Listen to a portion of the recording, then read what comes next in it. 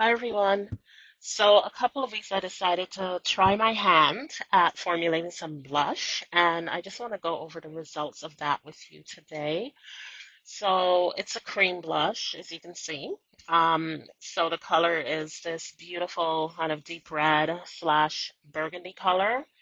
And I'm just going to do a little swatch. Here's how it looks on my finger, and here it is swatched on the back of my wrist.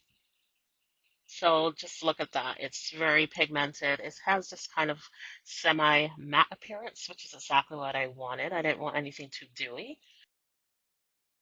If you ever just wanted to go for kind of a more natural look, a bit, kind of make it a little more subtle, you can even wipe it off.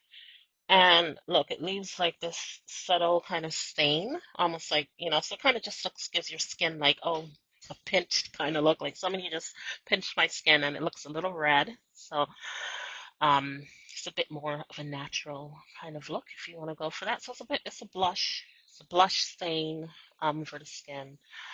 So I'm just gonna kind of reapply that